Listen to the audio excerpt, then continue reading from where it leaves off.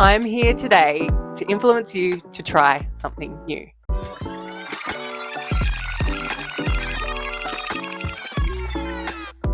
I probably wouldn't recommend doing it the way I did it exactly, which was to blow several $100s on art supplies that I'm not really familiar with and to work at a scale that was way bigger than anything I've ever worked on before in my life. But we'll get to all that later. The important thing is, I'm here to encourage you to do that thing that you've been kind of scared to do, that you've been putting off, that you feel maybe a little bit self-conscious about trying or doubtful about your ability. I think you should go for it. This is all in the context of I've been learning to oil paint. If you're familiar with my work, you'd know that I draw predominantly. This year, I've been doing a lot of acrylic painting, and I've finally made the jump to oils. For those of us who particularly are self-taught or haven't been sort of in the art school environment, it has a kind of intimidating feeling. But I've made the jump. It's been a lot of fun. I've had a couple of really sort of surprising side effects from taking on a new medium, which I'll get into later in the video. But just in general, I mean, even if you're not a creative, you're not a painter, I want this to be a little message of just get out there and try that little thing. It doesn't have to be something crazy. Is there something small that you've been wondering about, you want to do, but you're sort of a little bit hesitant? I think you should go and do that thing. And anyway, that's what this video is about. Let's get into some painting.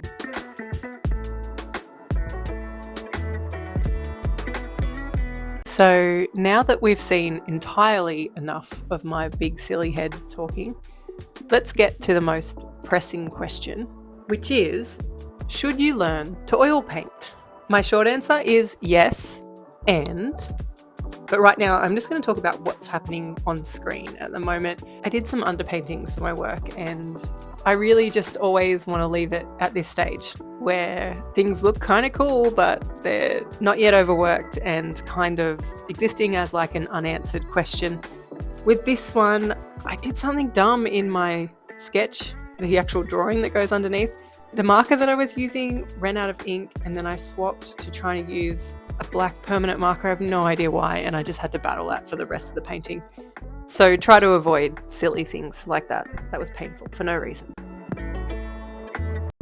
I'm inviting you into the studio today as my accountability partner. I've got about 5 hours before I pick the kids up from school. I have some work to do on some oil paintings, which I'm afraid of. They're not working the way that or one of them is not working the way that I'd hoped. I'm very new to oil painting, and we'll see what I can get done in 5 hours. Costume change. Okay, let's get started. So on this particular day, I started off at this point of the painting. Look, I don't know about my documentation process. I didn't record any of the process to getting to this point. There's that permanent marker. At this point, I was feeling pretty discouraged about how things were going. Fair enough. The only kind of successful bit was the values on the face. It looked like the colours were off though. It looked like they were too cold. I would later find out that when I put the clouds in and the cooler colours of the sky, it would bring the warmth up. So I didn't have to mess with that too much. And you will have to excuse me painting on the floor like a little golem. I need to reassess my easel setup so I can have more than one painting going at a time. When I was working with acrylics, it was really easy because you could just swap them pretty much. They dry straight away. So you work on one, give it 20 minutes or a blast with the hairdryer, and you can move it out of the way. Oils, not so much. And there's a couple of parts of this painting, look, pretty much the whole painting, that at this stage, at the end of this 5-hour day, I should have just left it alone.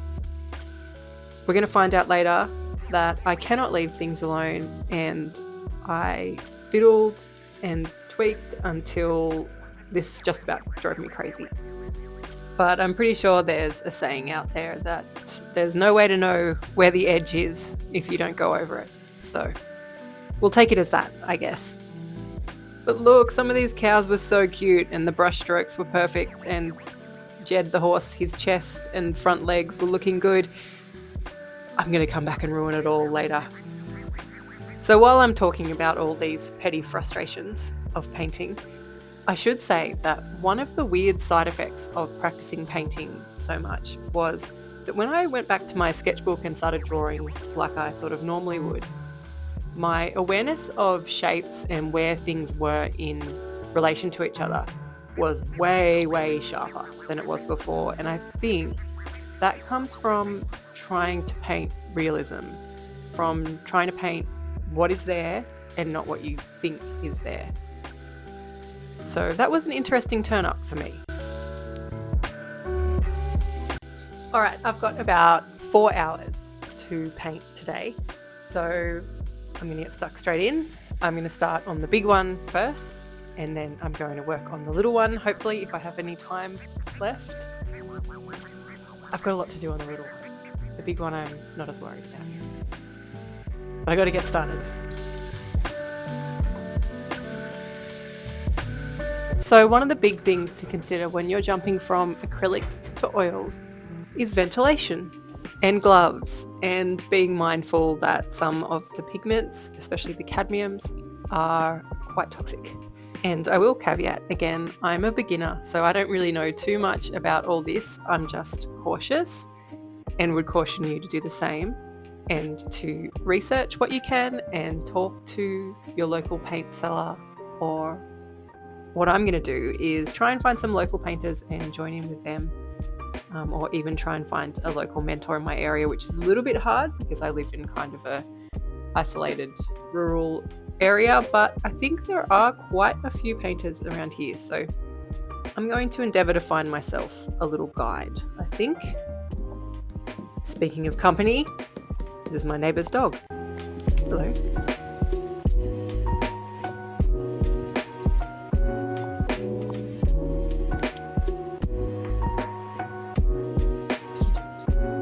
What you doing, Kenzie? What you doing?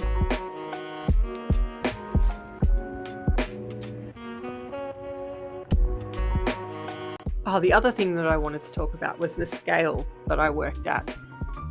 I was perhaps being a little bit ambitious, going out for I think it's an 80 centimetre by 100 centimetre canvas of my first ever oil painting. But that just really, really tracks for me. And I had a specific event that I wanted to create this for, so I really needed to go all out with it. So I really just went for it. It was kind of a fly or die situation. I don't have an ending to the tale yet. I'll probably be able to tell you in about a month whether it was successful in the purpose for which it was made. But hey, besides all that, I'm pretty stoked with how it came out at the end. So, there were some really good advantages to working on such a large scale.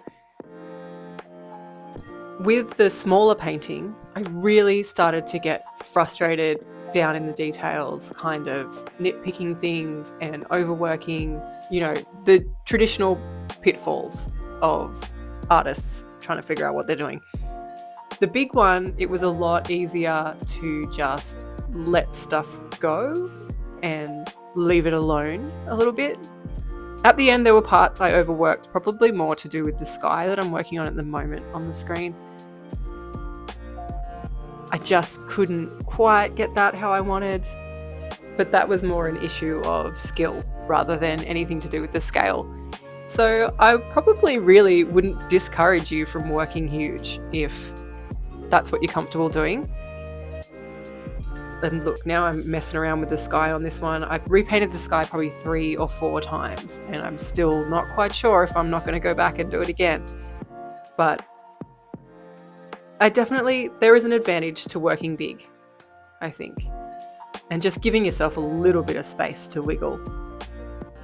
But I am going to say that I am recommending that you try oils if you're curious. If it's not that scary, I don't think there's a few basic principles that you can research online or find yourself a mentor. It's not that life-alteringly intimidating like I thought it was.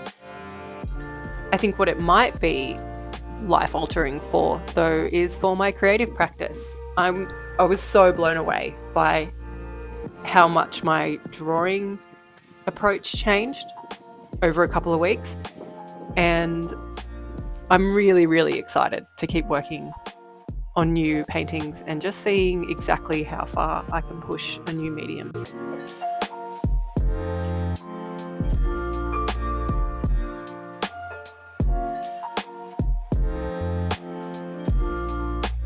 This is as much a reminder for me as it is for you. We've got to designate a certain amount of our time to not hitting the mark, to being failures, to being also-rans. Because if you only do the things that you know you're going to succeed at, it's going to be a really narrow existence. And you're going to miss a whole bunch of chances to grow, to be a completely different person and have a completely different experience. And like I said, it doesn't have to be something crazy or huge. You don't have to quit your job or move to a different country. This is just about maybe a little shift, maybe a little project, maybe just something that you thought you couldn't do, but maybe just go see anyway. Because at the very least, you'll end up with a good story.